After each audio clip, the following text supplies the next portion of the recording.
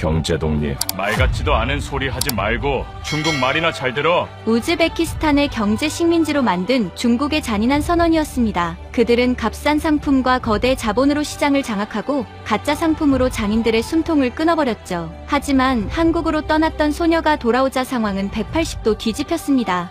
그녀가 가져온 무기는 50억 달러도 최첨단 무기도 아닌 바로 한국어였습니다. 단 2년 만에 중국 기업이 줄줄이 야반도주하고 그 자리를 한국 기업들이 채우게 된 믿기 힘든 기적. 도대체 한국에 어떤 비밀이 숨겨져 있었길래 중국의 자본을 박살낼 수 있었을까요? 실력으로 오만한 중국을 무너뜨린 짜릿한 역전 실화.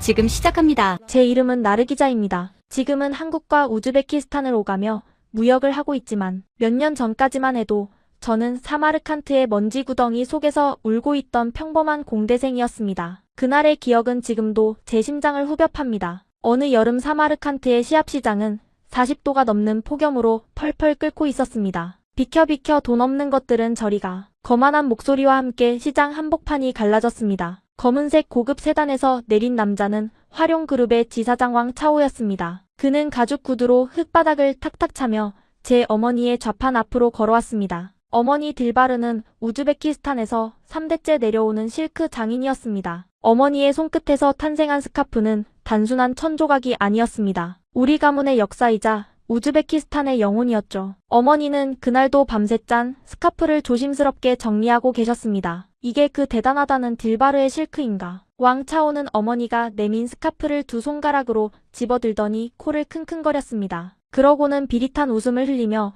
바닥에 태하고 침을 뱉었습니다. 냄새나는군. 간한 냄새 말이야. 그는 스카프를 바닥에 내팽개치고 구두 뒤축으로 비벼버렸습니다. 하얀 실크 위에 시커먼 흙먼지가 묻었습니다. 제가 비명을 지르며 달려나가려 했지만 어머니가 제 손목을 꽉 잡으셨습니다. 어머니의 손은 부들부들 떨리고 있었습니다. 이봐 할멈, 이거 만드는데 며칠이나 걸려. 3일 일주일. 왕차오는 뒤에 서있던 비서에게 손짓했습니다. 비서가 커다란 포대자루를 좌판 위에 쏟아부었습니다. 우르르 쏟아진 것은 형형색색의 스카프들이었습니다. 어머니의 것과 똑같은 문양, 똑같은 색감. 하지만 만져보면 알 수 있었습니다. 이건 실크가 아니었습니다. 석유 냄새가 진동하는 싸구려 합성 섬유였죠. 우리는 기계로 1분에 100장씩 찍어내. 네가 일주일 동안 눈이 빠져라 만든 거 우리는 1달러면 팔 수 있다고. 왕차오는 1달러짜리 지폐 한 장을 어머니의 얼굴에 던졌습니다. 이거나 받고 장사 접어. 이제 이 시장에 네가 설 자리는 없어. 내일부터 우리 물건 안 받는 상인은 전부 쫓아낼 거야. 그는 낄낄거리며 차에 탔고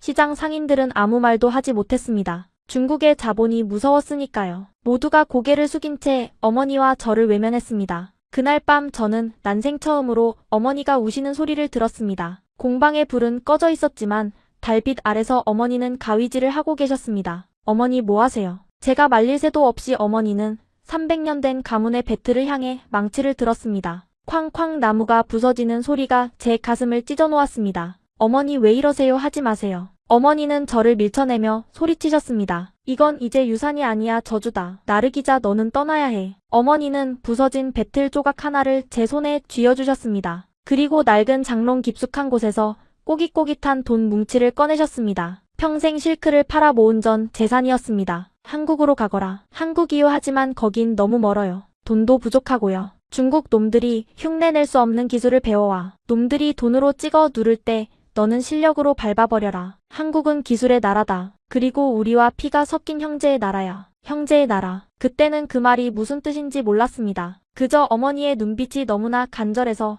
저는 고개를 끄덕일 수밖에 없었습니다. 다음날 저는 한국행 비행기 표를 끊었습니다. 공항으로 가는 버스 안에서 저는 왕차오의 얼굴을 떠올리며 이를 갈았습니다. 반드시 성공해서 돌아오겠다. 내 어머니의 눈물을 닦아주고 우리 마을을 짓밟은 내 놈들을 후회하게 만들겠다. 비행기가 이륙하고 사마르칸트의 붉은 흙이 점점 작아졌습니다. 저는 주머니 속에 있는 부서진 배틀 조각을 꽉 쥐었습니다. 손바닥에 베인 나무 조각의 통증이 저를 깨어있게 했습니다. 그렇게 저는 도망치듯 고향을 떠났습니다. 하지만 제가 몰랐던 사실이 하나 있었습니다. 제가 인천공항에 도착해 안도의 한숨을 내쉬던 바로 그 순간 왕차오는 이미 제 고향 마을의 땅 문서를 사들이기 시작하고 있었다는 사실을요. 그리고 제 가방 속에는 어머니가 몰래 넣어둔 편지 한 통이 들어있었습니다. 그 편지가 제 운명을 그리고 한국과 우즈베키스탄 두 나라의 운명을 송두리째 바꿀 줄은 꿈에도 모른 채 말이죠. 나르 기자가 한국의 화려한 불빛 아래서 마주하게 될 충격적인 진실은 과연 무엇이었을까요? 그리고 그녀를 기다리고 있는 한국의 진짜 모습은 어떤 것이었을까요? 동대문에 잠들지 않는 불빛 속에서 이야기는 계속됩니다. 인천공항에 내렸을 때 저는 완전히 길을 잃은 기분이었습니다. 사방에서 들리는 한국어는 외계어처럼 느껴졌고 안내판의 글자들은 암호문 같았어요. 공항 밖으로 나오니 습한 공기가 확 밀려왔습니다. 사마르칸트의 건조한 바람과는 전혀 다른 느낌이었죠. 어머니가 주신 돈은 많지 않았습니다. 호텔에 묵을 여유 따위는 없었어요. 저는 어머니가 알려주신 주소 하나만 믿고 버스에 올랐습니다. 동대문. 어머니는 그곳에 가면 일자리를 구할 수 있을 거라고 하셨어요. 한국의 섬유 산업 중심지라고요. 밤 11시가 넘어서 도착했는데 저는 제 눈을 의심했습니다. 시장 전체가 환하게 빛나고 있었어요. 새벽인데도 사람들이 바삐 오가고 트럭들이 물건을 싣고 내리고 있었습니다. 거대한 건물들 사이로 원단을 가득 실은 손수레들이 끊임없이 지나갔어요. 사마르칸트의 시합시장과는 비교도 할 수 없는 규모였습니다. 여기가 어머니가 말씀하신 기술의 나라구나. 저는 캐리어를 끌고 시장 안으로 들어갔습니다. 가게마다 형형색색의 원단이 쌓여 있었고 재봉틀 소리가 여기저기서 울려 퍼졌어요. 하지만 화려한 풍경과 달리 저를 맞아주는 사람은 아무도 없었습니다. 저기요, 혹시 일자리 있나요? 제 서툰 한국어의 상인들은 고개를 저었습니다. 외국인은 안 돼요. 경력 있어요, 경력. 여기 불법 취업 안 받아요. 10군데가 넘는 가게를 돌아다녔지만 결과는 같았습니다. 새벽 3시가 되자 다리가 풀렸어요. 저는 건물 구석에 주저앉았습니다. 주머니 속 배틀 조각이 손에 잡혔어요. 나무의 거친 표면이 손바닥을 찔렀습니다. 어머니, 제가 왜 여기 있는 거죠? 눈물이 났지만 참았습니다. 울어봤자 아무것도 해결되지 않으니까요. 그때 가방 속에서 뭔가가 만져졌습니다. 종이 같은 느낌이었어요. 꺼내보니 봉투 하나가 들어있었습니다. 어머니가 몰래 넣어두신 편지였어요. 떨리는 손으로 봉투를 열었습니다. 어머니의 손글씨가 보였어요. 우즈베크어로 빼곡하게 적혀 있었습니다. 나르 기자야, 이 편지를 읽고 있다면 넌 이미 한국에 도착했겠구나. 저는 숨을 멈추고 읽어 내려갔습니다. 너에게 말하지 않은 것이 있다. 우리 가문과 한국 사이에는 오래된 인연이 있단다. 이 주소를 찾아가거라. 한재훈이라는 교수님이 계실 거야. 그분이 너를 도와주실 수 있을 거다. 편지 아래에는 서울 어딘가의 주소가 적혀 있었습니다. 섬유연구소라는 곳이었어요. 우리 가문과 한국의 인연이라니 이게 무슨 말이지? 저는 이해할 수 없었습니다. 어머니는 평생 사마르칸트를 떠난 적이 없었어요. 한국에 아는 사람이 있다는 말도 처음 들었고요. 하지만 지금 제게 다른 선택지는 없었습니다. 다음날 아침 저는 그 주소를 찾아 나섰습니다. 지하철을 3번이나 갈아타고 버스를 타고 또 걸었어요. 길을 물어물어 겨우 도착한 곳은 오래된 건물이었습니다. 한국섬유역사연구소. 간판을 확인하고 문을 두드렸습니다. 아무 대답이 없었어요. 다시 두드렸습니다. 누구세요? 문이 열리고 젊은 연구원이 나왔습니다. 저 우즈베키스탄에서 왔는데요. 한재훈 교수님 찾아왔습니다. 연구원은 의아한 표정을 지었습니다. 약속 있으세요? 아니요, 하지만 꼭 만나야 해요. 약속 없으면 안 됩니다. 교수님 바쁘세요. 문이 닫히려는 순간 저는 다급하게 외쳤습니다. 잠깐만요, 이것 좀 봐주세요. 저는 배틀 조각을 꺼내 들었습니다. 어머니가 부순 300년 된 배틀의 마지막 조각이었어요. 표면에는 우리 가문 대대로 전해 내려온 문양이 새겨져 있었습니다. 연구원이 멈칫했습니다. 이거 어디서 났어요? 우리 가문 배틀이에요, 왜요? 연구원의 표정이 변했습니다. 그녀는 안으로 뛰어들어가더니 잠시 후 한 노신사와 함께 나왔어요. 흰 머리에 안경을 쓴 60대 남성이었습니다. 그가 제 손에 들린 배틀 조각을 보더니 눈이 커졌어요. 이 문양 어디서 본 건데? 그는 혼잣말처럼 중얼거리더니 저를 쳐다봤습니다.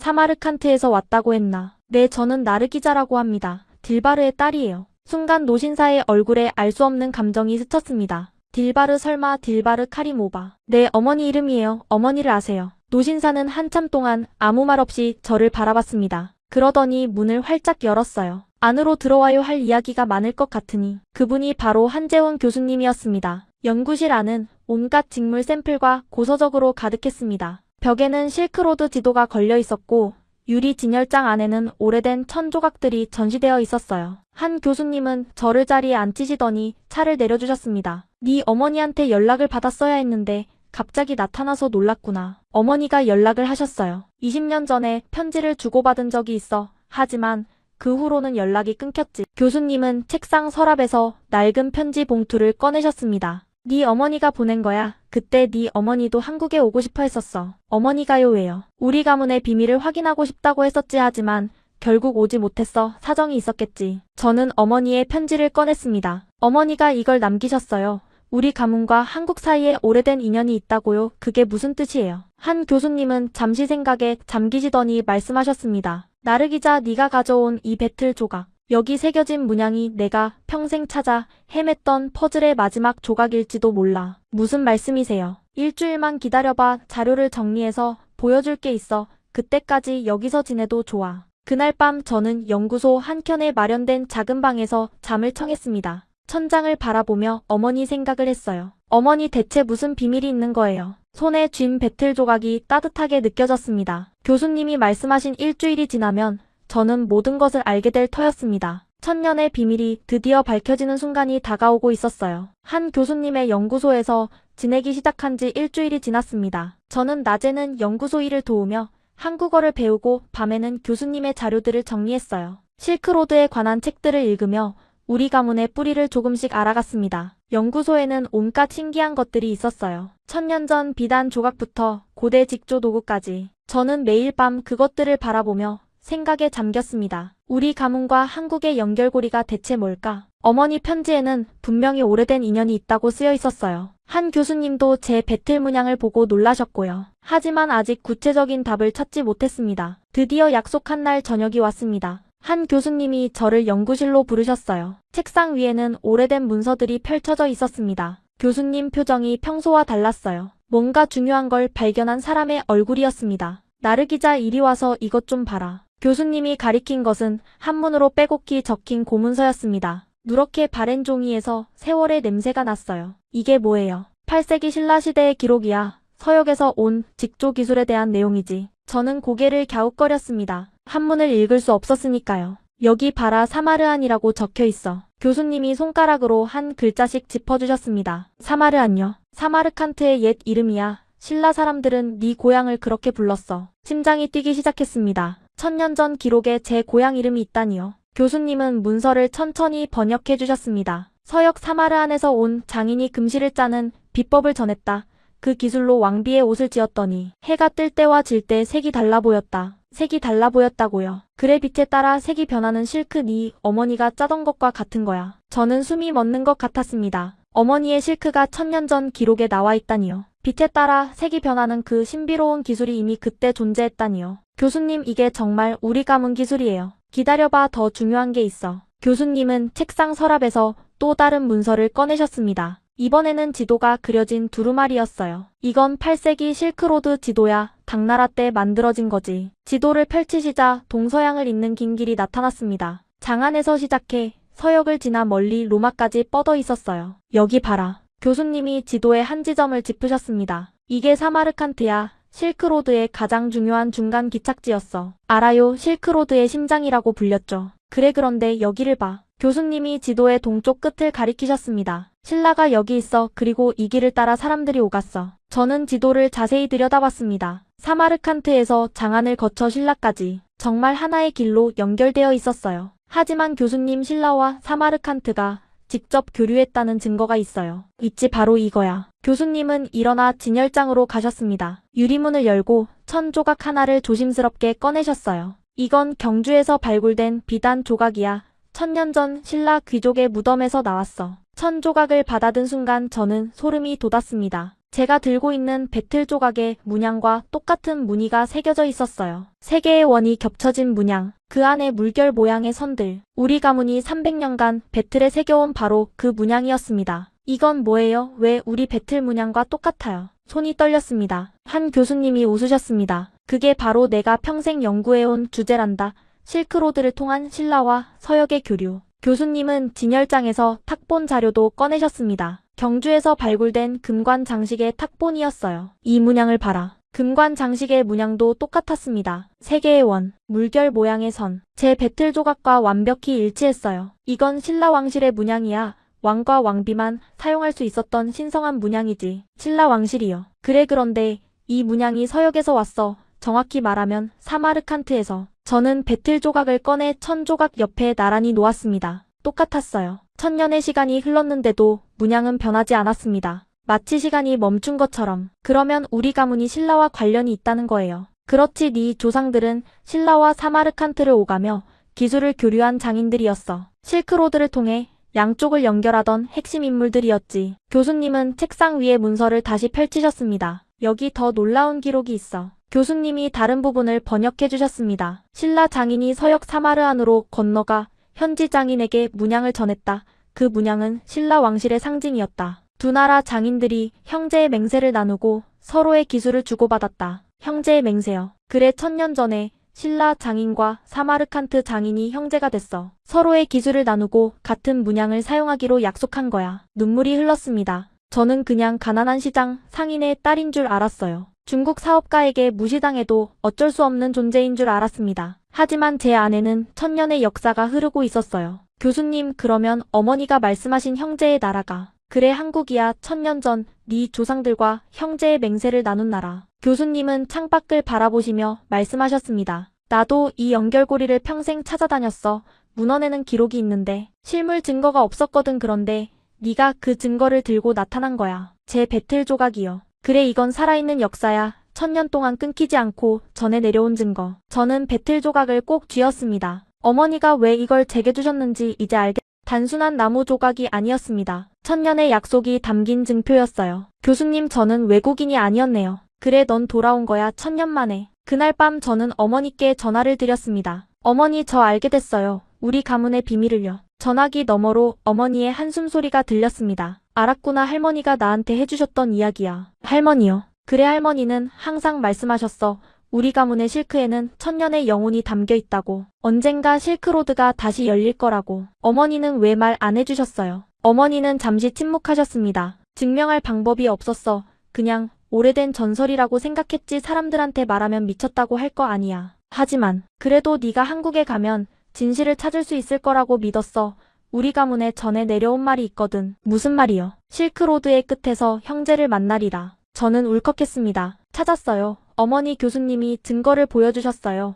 우리 문양이 신라 왕실 문양과 똑같대요. 정말이니? 네, 1000년 전에 우리 조상들이 신라 장인들과 형제 맹세를 했대요. 어머니도 우시는 것 같았습니다. 그래, 할머니 말씀이 맞았구나. 어머니, 그래서 형제의 나라라고 하신 거예요. 그래, 내 딸, 이제 그걸 무기로 삼아라. 무기. 어머니의 말씀이 가슴에 박혔습니다. 그때 한 교수님이 다가오셨습니다. 나르기자, 한 가지 제안이 있어. 뭔데요, 교수님? 우리 연구소에서 인턴으로 일하면서 야간 대학에 다녀볼 생각 없어. 섬유공학과가 있는데. 대학이요. 하지만 저는 돈이 장학금을 알아봐 줄게. 네 사연이면 충분히 가능할 거야. 저는 망설였습니다. 어머니가 기다리고 계셨으니까요. 시간이 얼마나 걸려요? 2년이면 기본 과정을 마칠 수 있어. 2년. 그 시간 동안 어머니가 버틸 수 있을까요? 고향은 어떻게 되는 걸까요? 하지만 교수님 말씀도 맞았습니다. 지금 빈손으로 돌아가면 아무것도 할 수 없어요. 왕차오에게 또 당할 뿐이에요. 생각해볼게요. 그날 밤 저는 다시 어머니께 전화를 드렸습니다. 고민을 말씀드렸어요. 어머니, 저 대학에 갈 수 있대요. 하지만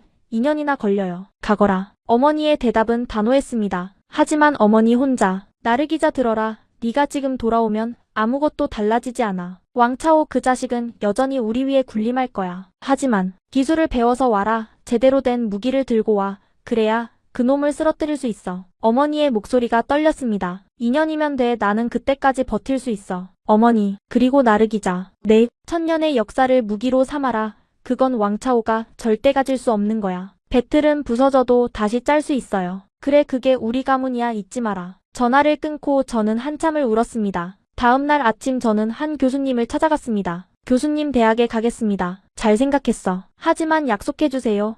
2년 안에 제가 필요한 모든 걸 가르쳐 주신다고. 교수님이 웃으셨습니다. 약속하지. 하지만 각오해라. 쉽지 않을 거야. 각오했어요. 그리고 나르기자, 한 가지 더 기억해. 뭔데요? 네가 싸우는 건 왕차오 한 명이 아니야. 중국 전체의 시스템이야.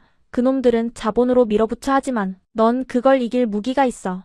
1000년의 역사요. 그래, 역사와 신뢰, 그건 돈으로 살 수 없는 거야. 저는 고개를 끄덕였습니다. 그렇게 저의 인연이 시작됐습니다. 낮에는 연구소에서 일하고 저녁에는 대학에서 공부했어요. 주말에는 동대문 시장을 돌아다니며 한국 섬유 산업의 현장을 배웠습니다. 교수님은 약속대로 모든 것을 가르쳐 주셨어요. 첨단 섬유 기술, 품질 관리 시스템, 마케팅 전략까지. 힘들었습니다. 하루에 4시간밖에 못 자는 날도 많았어요. 수업을 따라가기 버거울 때도 있었고요. 그럴 때마다 배틀 조각을 꺼내봤습니다. 천년의 문양이 저를 바라보고 있었어요. 포기하지 말라고 말하는 것 같았습니다. 1년이 지났을 때쯤 한 교수님이 저를 어떤 분에게 소개해 주셨습니다. 한국 중견 섬유업체의 대표 정도윤 사장님이었어요. 이 친구가 그 사마르칸트에서 온 학생이야. 정 사장님은 호기심 어린 눈으로 저를 보셨습니다. 한 교수님한테 얘기 많이 들었어요. 1000년 만에 돌아온 실크로드의 딸이라면서요. 아직 부족한 게 많습니다. 겸손하기까지 하네. 우즈베키스탄 실크가 어떤지 한번 보여줄 수 있어요. 저는 어머니가 짜신 스카프 사진을 보여드렸습니다. 빛에 따라 색이 변하는 그 신비로운 실크요. 정 사장님의 눈이 커졌습니다. 이거 진짜야. 기계로는 절대 못 만드는 건데. 저희 가문이 300년 동안 지켜온 기술입니다. 아니 1000년입니다.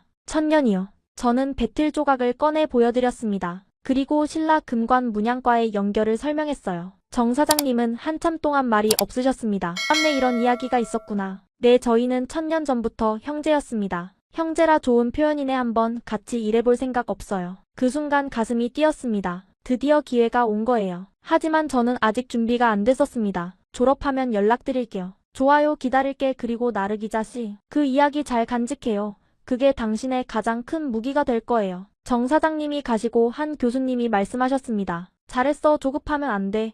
네가 완전히 준비됐을 때 시작해야 해. 네, 교수님. 그리고 나르기자, 잊지 마라. 네가 싸우는 건 왕차오 한 명이 아니야. 중국 전체의 시스템이야. 알고 있었습니다. 그래서 더 단단해져야 했어요. 그렇게 또 1년이 흘렀습니다. 졸업을 한 달 앞둔 어느 날 밤이었어요. 고향에서 전화가 왔습니다. 어머니 번호가 아니었어요. 여보세요. 나르기자, 나야. 옆집 카밀라 아줌마. 목소리가 다급했습니다. 왜요? 무슨 일이에요? 네 어머니가 쓰러지셨어. 심장이 멎는 것 같았습니다. 쓰러지셨다고요? 언제요? 오늘 아침에 시장에서. 그리고 카밀라 아줌마가 말을 멈췄습니다. 그리고 뭐요? 왕차오 그 자식이 마을 땅을 다 샀어. 네 어머니 공방 터도. 머릿속이 하얘졌습니다. 일부에서 시작됐던 그 땅 문서 매입이 완료된 거였어요. 제가 한국에서 공부하는 동안 왕차오는 고향을 집어삼키고 있었던 겁니다. 어머니 지금 어떠세요? 병원에 계셔. 하지만 치료비가. 알았어요. 바로 갈게요. 전화를 끊고 저는 바닥에 주저앉았습니다. 어머니가 2년을 버티겠다고 하셨는데 어머니가 쓰러지셨어요. 고향이 빼앗기고 있어요. 어떻게 해야 하죠? 손에 쥔 배틀 조각이 흐릿하게 보였습니다. 눈물 때문이었어요. 배틀은 부서져도 다시 짤 수 있다. 어머니의 말씀이 떠올랐습니다. 하지만 정말 다시 짤 수 있을까요? 제가 돌아갔을 때 과연 무엇이 남아있을까요? 다음날 저는 한 교수님을 찾아갔습니다. 교수님, 고향에 가야 할 것 같아요. 교수님은 제 얼굴을 보시더니 한숨을 쉬셨습니다. 무슨 일이야? 저는 어젯밤 전화 내용을 말씀드렸습니다. 어머니가 쓰러지신 것, 왕차오가 마을 땅을 다 사들인 것 전부요.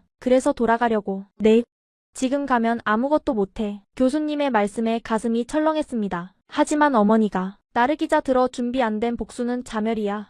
네가 지금 빈손으로 가면 왕한테 또 당할 뿐이야. 알고 있었습니다. 하지만 어머니가 병원에 누워 계시는데 어떻게 가만히 있어요. 그래도 어머니 옆에 있어야 해요. 교수님은 잠시 생각하시더니 책상 서랍을 여셨습니다. 이걸 가져가라. 봉투 하나를 건네셨어요. 안에는 돈이 들어있었습니다. 이건 치료비로 써라. 그리고 한 달만 기다려봐. 졸업장까지는 받고 가야지. 교수님, 네가 포기하면 1000년의 역사도 끊기는 거야. 알겠어. 저는 고개를 끄덕였습니다. 눈물이 흘렀지만 참았어요. 그날 밤 어머니께 전화를 드렸습니다. 어머니, 저예요. 나르기자, 소식 들었니? 어머니 목소리가 많이 약해져 있었습니다. 네, 지금 바로 갈게요. 오지 마. 네, 아직 때가 안 됐어.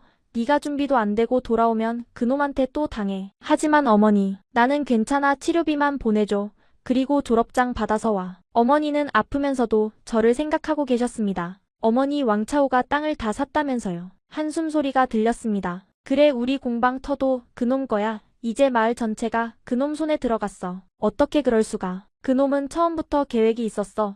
저가로 시장을 장악하고 사람들이 빚더미에 앉으면 땅을 사들이는 거지. 분노가 치밀었습니다. 왕차오 그 자식은 처음부터 우리 마을 전체를 노리고 있었던 거예요. 어머니, 기다려주세요. 반드시 돌아갈게요. 그래, 기다릴게. 하지만 나르기자. 네, 무기 없이 오지 마라. 네가 이길 수 있는 무기를 들고 와. 약속할게요. 전화를 끊고 저는 이를 갈았습니다. 한 달 뒤 저는 졸업장을 받았습니다. 졸업식장에서 한 교수님이 말씀하셨어요. 이제 네 차례야. 준비됐지? 네, 교수님. 가서 보여줘. 천년의 실크가 얼마나 강한지. 저는 인천공항으로 향했습니다. 2년 전 도망치듯 떠났던 고향으로 돌아가는 거였어요. 비행기가 사마르칸트에 가까워질수록 가슴이 두근거렸습니다. 하지만 설렘이 아니었어요. 두려움이었습니다. 공항에 내리자마자 병원으로 달려갔습니다. 어머니는 작은 병실에 누워 계셨어요. 2년 전보다 훨씬 야위어 계셨습니다. 어머니, 왔구나 내 딸. 저는 어머니 손을 꼭 잡았습니다. 뼈만 남은 것 같은 손이었어요. 많이 아프셨어요. 괜찮아 네가 오니까 벌써 낫는 것 같아. 어머니는 웃으셨지만 눈가에 눈물이 맺혀 있었습니다. 어머니 제가 왔으니까 이제 걱정 마세요. 그래 이제 시작이야. 퇴원 후 저는 고향 마을을 둘러봤습니다. 충격적이었어요. 시합시장은 완전히 변해 있었습니다. 중국 상품들이 넘쳐났고 중국어 간판이 곳곳에 걸려 있었어요. 전통 실크를 파는 가게는 한 곳도 보이지 않았습니다. 어머니의 공방 터로 갔습니다. 거기에는 거대한 창고가 들어서 있었어요. 화룡그룹이라는 간판이 붙어 있었습니다. 주먹을 꽉 쥐었습니다. 여기가 우리 가문 300년 터전이었는데 아가씨 여기서 뭐해요? 뒤에서 목소리가 들렸습니다. 돌아보니 경비원이 서 있었어요. 아무것도 아니에요. 저는 그 자리를 떠났습니다. 하지만 마음속에 불이 붙었어요. 반드시 되찾겠어. 이 땅을 우리 가문의 명예를 전부 다. 그날 밤 어머니와 이야기를 나눴습니다. 어머니 아직 실크 짜실 수 있으세요? 당연하지 손만 멀쩡하면 돼. 그러면 해봐요. 다시 시작하는 거예요. 어머니는 고개를 저으셨습니다. 어디서 나르기자 공방도 없는데 없으면 만들면 되죠.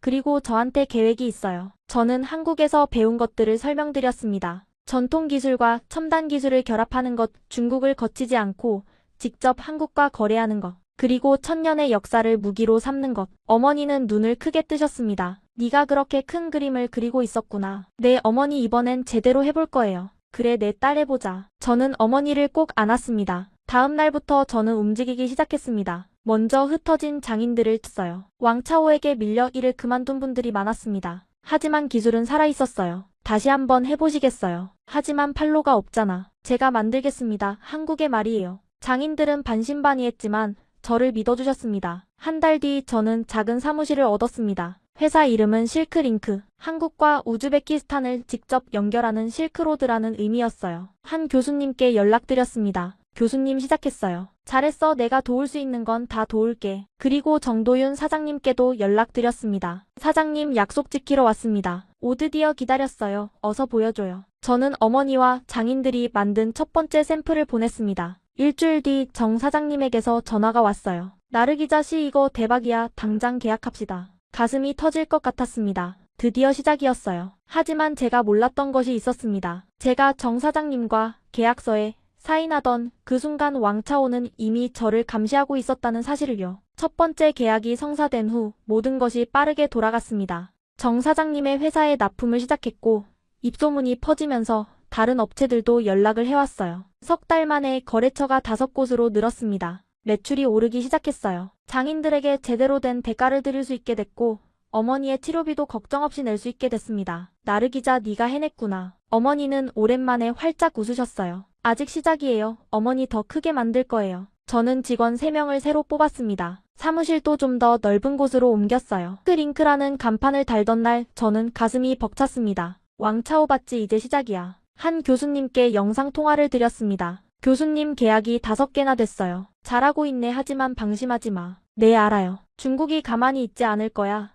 네가 커지면 커질수록 눈의 가시가 될 테니까. 교수님의 경고가 마음에 걸렸지만 저는 그때 너무 들떠 있었어요. 드디어 성공하고 있다는 기쁨에 취해 있었죠. 그게 실수였습니다. 어느 날 아침이었어요. 정 사장님에게서 전화가 왔습니다. 나르기자 씨 큰일 났어요. 네 무슨 일이에요? 다음 달 계약 취소해야 할 것 같아요. 네 왜요? 품질에 문제 있었어요. 아니요 그게 아니라 다른 데서 더 좋은 조건을 제시했어요. 심장이 철렁했습니다. 어느 업체요? 화룡그룹이요. 화룡그룹, 왕차오의 회사였어요. 얼마나 싸게요? 시장 가격의 절반이에요. 말도 안 되는 가격인데 거절하기가. 그건 덤핑이에요. 손해보면서 파는 거라고요. 알아요. 하지만 우리도 회사를 운영해야 하니까 죄송해요. 전화를 끊고 저는 멍하니 서 있었습니다. 그날 오후 다른 거래처 2곳에서도 같은 연락이 왔어요. 모두 화룡그룹이 더 싼 가격을 제시했다는 거였습니다. 대표님 어떡해요? 직원이 걱정스러운 얼굴로 물었습니다. 괜찮아. 다른 거래처를 찾으면 돼. 하지만 속으로는 불안했어요. 왕차오가 움직이기 시작한 거였습니다. 일주일 뒤 더 충격적인 소식이 들렸습니다. 장인들에게서 연락이 왔어요. 나르 기자 미안해 더 이상 네 일을 못하겠어. 왜요 무슨 일이에요? 형 그룹에서 사람이 왔어. 네 일하면 앞으로 중국 시장에서 완전히 차단하겠대. 뭐라고요? 우리도 먹고 살아야 해 미안해. 5군데 장인 가문 중 4곳이 같은 말을 했습니다. 왕차오가 압력을 넣고 있었던 거예요. 그 다음 주에는 더 무시무시한 일이 벌어졌습니다. 우즈베키스탄 세무서에서 연락이 왔어요. 제 회사에 대한 세무 조사를 한다는 거였습니다. 무슨 문제가 있나요? 탈세 의혹이 접수됐어요. 탈세요? 저희는 한 푼도 빼돌린 적 없는데요. 그래도 조사는 해야 합니다. 누군가 정부에 로비를 한 게 분명했어요. 한 달 사이에 모든 것이 무너졌습니다. 거래처는 하나도 안 남았고 장인들은 떠났고 세무조사까지 받게 됐어요. 직원들에게 월급 줄 돈도 없었습니다. 대표님 저희 죄송한데요. 그만두고 싶다고 괜찮아 이해해. 직원 3명이 모두 떠났습니다. 텅 빈 사무실에 혼자 남았어요. 창밖으로 해가 지고 있었습니다. 전화벨이 울렸습니다. 모르는 번호였어요. 여보세요. 나르 기자 씨 오랜만이네. 소름이 돋았습니다. 이 목소리는 왕차오. 맞아 잘 지냈어. 잘 못 지냈겠구나. 비릿한 웃음소리가 들렸습니다. 뭐 하러 전화한 거야? 만나서 얘기하자. 내일 시합시장 중앙광장에서 어때? 전화가 끊겼습니다. 손이 떨렸어요. 분노 때문인지 두려움 때문인지 모르겠었습니다. 다음날 저는 그 자리에 나갔습니다. 왕차오는 검은색 양복을 입고 서 있었어요. 몇 년 전보다 더 뚱뚱해졌지만 여전히 오만한 눈빛이었습니다. 오랜만이야. 그때 그 꼬마 아가씨. 볼 일이 뭐야. 냉정하긴 좋아. 단도직입적으로 말할게. 왕차오는 주머니에서 종이 한 장을 꺼냈습니다. 네 회사 인수하고 싶어. 여기에 사인하면 빚 다 갚아줄게. 거절이야. 아직 금액도 안 받잖아. 얼마든 안 팔아. 왕차오의 표정이 굳어졌습니다. 나르 기자 씨 현실을 봐. 당신 혼자 나를 이길 수 없어. 나한테는 자본이 있고 정치력이 있고 네트워크가 있어. 당신은 뭐가 있어. 빈 사무실 하나. 나한테는 신뢰가 있어. 신뢰. 왕차오가 콧방귀를 뀌었습니다. 비즈니스에서 신뢰가 뭐가 중요해. 돈이 중요하지. 내가 더 싸게 주면 다들 내 편이 돼. 네가 봤잖아. 당신들은 덤핑으로 시장 독점하고 나중에 가격 올리잖아. 그게 장사야. 약육강식이지. 그리고 말야. 왕차오가 한 발 다가왔습니다. 몇 년 전에 네 엄마 스카프 밟았던 거 기억나? 이번엔 네 회사를 밟을 거야. 저는 이를 악물었습니다. 안 팔아. 그리고 언젠가 당신을 쓰러뜨릴 거야. 후회할걸. 왕차오가 돌아섰습니다. 앞으로 더 세게 나갈 거야. 각오해. 그 말대로였습니다. 다음 주부터 더 심한 일이 벌어졌어요. 은행에서 대출 연장 거부 통보가 왔고 사무실 임대인이 계약 해지를 통보했습니다. 누군가 조직적으로 저를 고립시키고 있었어요. 한 달 뒤 저는 사무실을 뺐습니다. 집으로 가져갈 수 있는 건 노트북 하나뿐이었어요. 그리고 손에 쥔 배틀 조각. 그날 밤 어머니 옆에 앉아 울었습니다. 어머니 저 실패했어요. 아니야. 어머니가 제 손을 잡으셨습니다. 배틀은 부서져도 다시 짤 수 있어. 잊었어. 하지만 넘어지는 건 실패가 아니야. 일어나지 않는 게 실패야. 어머니는 제 눈을 똑바로 쳐다보셨습니다. 넌 아직 안 일어났잖아. 그 말에 정신이 번쩍 들었습니다. 맞아요. 저는 아직 일어나지 않았을 뿐이에요. 왕차오는 자본으로 싸워요. 저는 다른 무기로 싸워야 해요. 어머니 저 한 가지 생각난 게 있어요. 뭔데? 가격으로는 못 이겨요. 하지만 다른 게 있어요. 저는 배틀 조각을 꺼내봤습니다. 1000년의 역사. 이게 제 무기예요.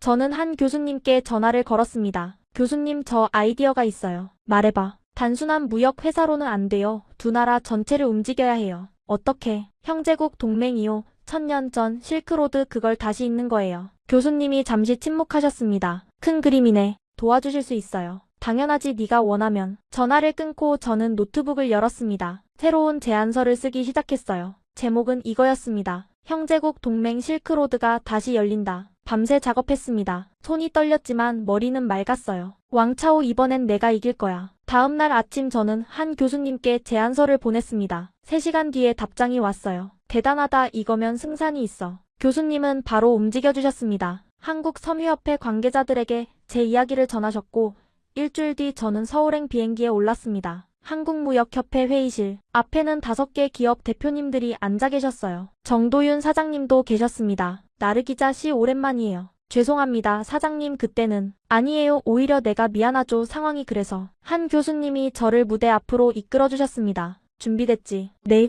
저는 마이크를 잡았습니다. 손이 떨렸지만 목소리는 단단했어요. 안녕하십니까? 실크링크 대표 나르 기자입니다. 화면에 지도가 떴습니다. 또였어요. 오늘 제가 제안드리는 건 단순한 무역 계약이 아닙니다. 1000년의 역사를 다시 잇는 동맹입니다. 사람들이 고개를 갸웃거렸습니다. 18세기 실크로드가 활발하게 열렸을 때 신라와 사마르칸트 사이에 길이 이어졌습니다. 수많은 장인들과 상인들이 이 길을 오갔습니다. 다음 슬라이드를 넘겼습니다. 경주 금관 문양과 제 배틀 조각 문양을 나란히 보여줬어요. 이 문양을 보십시오. 왼쪽은 경주에서 발굴된 1000년 전 금관 장식입니다. 오른쪽은 제 가문에서 300년간 전에 내려온 배틀 문양입니다. 회의실이 웅성거렸습니다. 똑같잖아. 진짜야. 네, 똑같습니다. 우리는 1000년 전부터 형제였습니다. 저는 목소리에 힘을 주었습니다. 중국은 여러분을 고객으로 봅니다. 돈이 되면 협력하고 안 되면 버립니다. 하지만 우즈베키스탄은 다릅니다. 우리는 여러분을 형제로 봅니다. 한 대표님이 손을 들었습니다. 역사는 알겠는데 비즈니스적으로 뭐가 다른가요? 화룡그룹이 더 싼 가격을 제시하던데. 맞습니다. 중국은 더 쌉니다. 지금은요. 저는 다음 자료를 보여줬습니다. 하지만 보십시오. 중국은 덤핑으로 경쟁자를 제거한 뒤 독점 상태가 되면 가격을 올립니다. 동남아시아에서 이미 같은 일이 있었습니다. 자료에는 구체적인 사례가 담겨 있었어요. 베트남 섬유시장, 캄보디아 농업시장, 중국이 어떻게 장악했는지 그 후 어떻게 됐는지. 단기적으로는 중국이 싸 보입니다. 하지만 장기적으로는 함정입니다. 또 다른 대표님이 물었습니다. 그래서 대안이 뭔가요? 형제국 동맹입니다. 저는 핵심 슬라이드를 띄웠습니다. 우즈베키스탄은 안정적인 실크 공급을 보장합니다. 시장 변동에 관계없이 합의된 가격을 유지합니다. 그 대신 한국은 기술 이전과 인력 양성을 지원해 주십시오. 구체적으로요. 한국의 첨단 섬유 기술을 우즈베키스탄에 전수합니다. 우즈베키스탄 청년들을 한국에서 교육시킵니다. 함께 성장하는 겁니다. 회의실이 조용해졌습니다. 모두가 생각에 잠겨 있었어요. 그때 제가 준비한 마지막 카드를 꺼냈습니다. 그리고 한 가지 더 있습니다. 화면이 바뀌었습니다. 우즈베키스탄 지도와 함께 광산 위치가 표시됐어요. 우즈베키스탄은 세계 7위 우라늄 매장국입니다. 한국의 원전에 필요한 연료죠. 대표들의 눈이 커졌습니다. 실크는 입구입니다. 진짜 열쇠는 자원 협력이에요. 우즈베키스탄과 손잡으면 실크만 얻는 게 아닙니다. 에너지 안보까지 얻을 수 있습니다. 우라늄이라 중국을 통하지 않고 직접 확보할 수 있습니다. 회의실의 분위기가 완전히 바뀌었어요. 정 사장님이 먼저 입을 여셨습니다. 흥미롭네요. 하지만 정부 차원의 보증이 필요할 것 같은데. 알고 있습니다. 그래서 다음 주에 타슈켄트로 갑니다. 정부 관계자들을 만날 예정이에요. 진짜요? 네, 한 교수님이 연결해 주셨습니다. 한 교수님이 고개를 끄덕이셨습니다. 제가 보증하지 이 친구는 해낼 겁니다. 회의가 끝나고 두 분의 대표님이 명함을 건네셨습니다. 정부 보증만 받아오세요. 계약합시다. 감사합니다. 일주일 뒤 저는 타슈켄트에 있었습니다. 산업부 장관실 앞에서 긴장됐어요. 하지만 물러설 수 없었습니다. 카리모바 씨 들어오세요. 장관님은 50대 후반의 날카로운 눈매를 가진 분이었습니다. 한국과의 직접 협력을 제안한다고 들었습니다. 네, 장관님. 솔직히 말하겠습니다. 중국은 우리의 최대 교역국이에요. 관계를 해칠 수는 없어요. 알고 있습니다. 하지만 장관님, 저는 준비한 자료를 펼쳤습니다. 중국에만 의존하면 우리는 영원히 종속됩니다. 한국이라는 대안이 있으면 협상력이 생깁니다. 한국이 뭘 줄 수 있는데요? 기술입니다. 중국은 우리 자원만 가져가요. 하지만 한국은 기술을 줍니다. 첨단 섬유 기술 품질 관리 시스템, 인력 양성 프로그램, 이건 중국이 절대 주지 않는 거예요. 장관님이 잠시 창밖을 바라보셨습니다. 그리고 장관님, 우리는 1000년 전부터 형제였습니다. 저는 배틀 조각을 꺼냈습니다. 이 문양은 1000년 전 신라에서 온 겁니다. 실크로드가 우리를 연결했어요. 형제는 배신하지 않습니다. 장관님이 배틀 조각을 받아 한참을 보셨습니다. 카리모바 씨, 당신 부모님이 누구예요? 어머니는 딜바르 카리모바입니다. 사마르칸트 3대째 실크 장인이에요. 딜바르. 장관님의 표정이 미묘하게 변했습니다. 내가 어렸을 때 우리 어머니가 딜바르 장인의 스카프를 가지고 계셨어.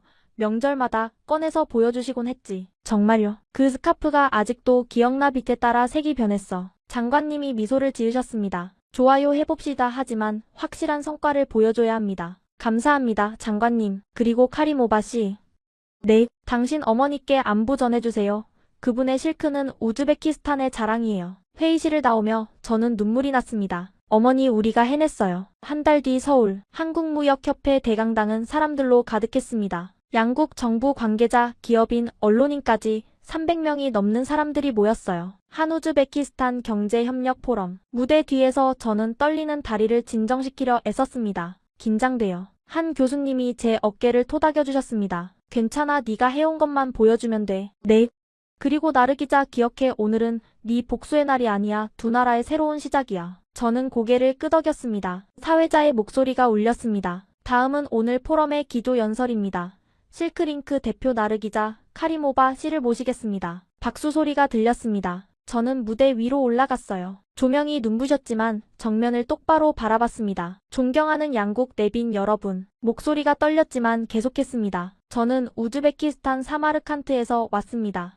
실크로드의 심장이라 불리는 곳이죠. 화면에 사마르칸트의 사진이 떴습니다. 레기스탄 광장의 아름다운 모습이었어요. 몇 년 전 저는 그곳의 먼지 구덩이에서 울고 있었습니다. 사람들이 집중했습니다. 제 어머니는 3대째 실크를 짜는 장인이었습니다. 하지만 중국 자본이 밀려오면서 모든 것을 잃었습니다. 화면이 바뀌었습니다. 시합시장의 과거와 현재 비교 사진이었어요. 중국 상인은 제 어머니의 스카프를 구두로 밟았습니다.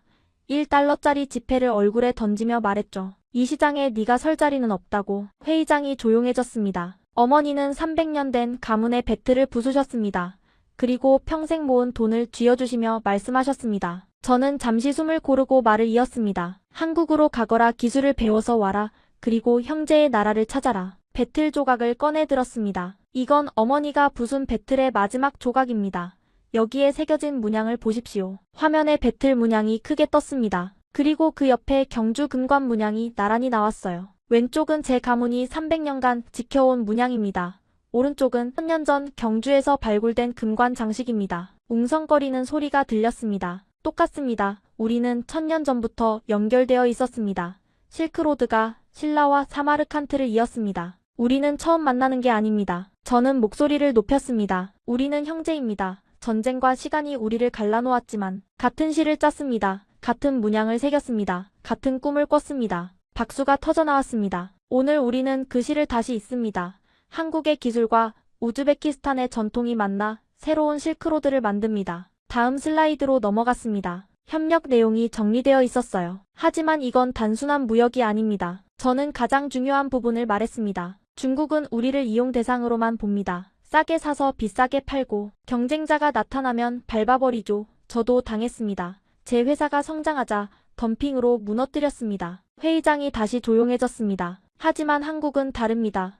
한국은 기술을 나눕니다. 함께 성장하자고 손을 내밉니다. 이게 형제와 장사꾼의 차이입니다. 우즈베키스탄 장관님이 고개를 끄덕이셨습니다. 오늘 우리가 맺는 약속은 단기 이익을 위한 게 아닙니다. 1000년 전 헤어진 형제가 다시 만나 함께 미래를 만드는 겁니다. 저는 마지막 슬라이드를 띄웠습니다. 형제는 배신하지 않습니다. 형제는 어려울 때 함께합니다. 실크는 끊어져도 다시 있습니다. 우리 두 나라처럼. 우레와 같은 박수가 쏟아졌습니다. 사람들이 일어나 박수를 쳤어요. 저는 눈물을 참을 수 없었습니다. 이어서 협약 체결식이 진행됐습니다. 한국 기업 10곳과 우즈베키스탄 정부 간의 협력 협정이었어요. 총 규모 50억 달러. 내용은 이랬습니다. 첫째, 우즈베키스탄 전통 실크의 한국 직수출 보장. 둘째, 한국 첨단 섬유 기술 우즈베키스탄 이전. 셋째, 매년 100명의 우즈베키스탄 청년 한국 연수. 넷째, 우즈베키스탄 우라늄 한국 우선 공급권. 다섯째, 공동 연구개발센터 설립. 서명이 끝나고 양국 장관님이 악수를 나누셨습니다. 저도 서명인으로 이름을 올렸어요. 손이 떨렸습니다. 카리모바 씨 축하합니다. 정 사장님이 다가오셨습니다. 사장님, 그때 죄송했어요. 아니에요. 오히려 내가 미안하죠. 하지만 이제 다시 시작합니다. 네, 꼭 그러고 싶습니다. 한 교수님도 오셨습니다. 해냈네, 나르 기자.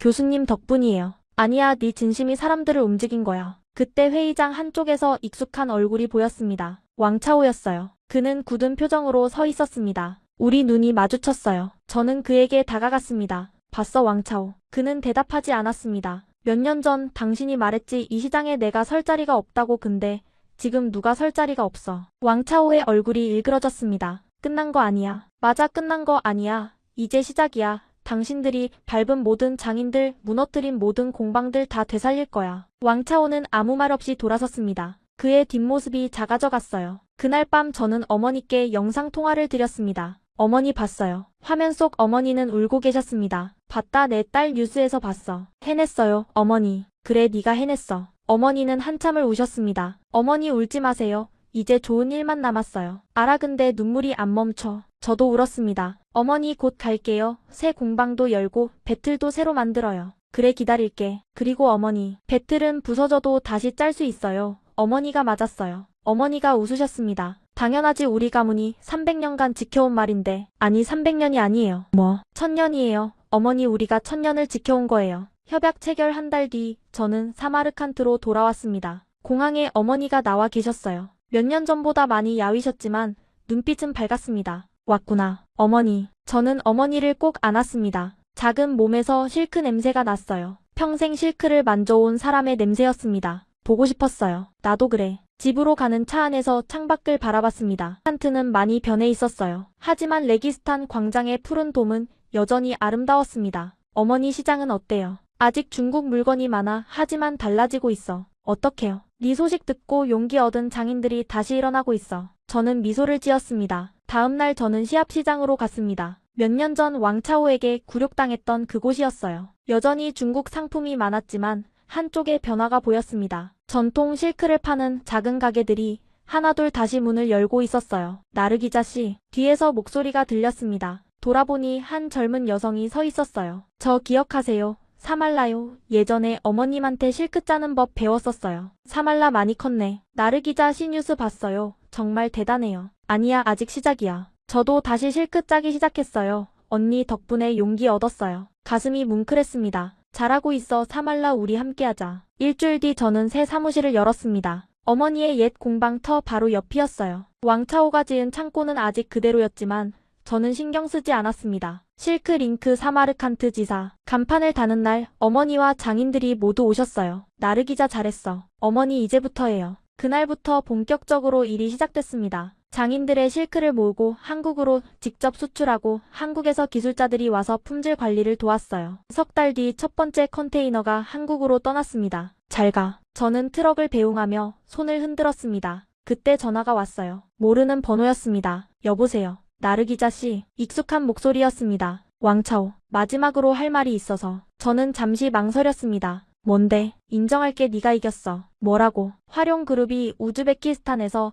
철수하기로 했어. 본사 결정이야. 심장이 뛰었습니다. 왜? 이랑 정부 협약 맺으니까 우리가 설 자리가 없어져서. 그리고 왕차오가 말을 멈췄습니다. 그리고 뭐? 나 사표 냈어. 뭐? 네가 맞았어. 비즈니스에서 신뢰가 중요하다는 거, 돈으로는 형제를 살 수 없다는 거. 저는 할 말을 잃었습니다. 미안했어. 네 어머니 스카프 밟은 거 그건 내가 잘못했어. 왜 갑자기? 그냥 한번 말하고 싶었어. 안녕. 전화가 끊겼습니다. 저는 한참 동안 전화기를 바라봤습니다. 복수하고 싶었어요. 왕차오를 무릎 꿇리고 싶었어요. 하지만 막상 이기고 나니 허무했습니다. 어머니에게 말씀드렸습니다. 왕차오가 사과했어요. 그래. 어머니 기분이 어때요? 어머니는 잠시 생각하시더니 말씀하셨습니다. 복수는 중요하지 않아. 중요한 건 우리가 다시 일어선 거야. 맞았습니다. 중요한 건 복수가 아니라 다시 일어서는 것이었어요. 1년이 지났습니다. 실크 링크는 빠르게 성장했어요. 한국뿐 아니라 일본, 유럽에서도 주문이 들어왔습니다. 장인 50명이 함께 일하고 있었고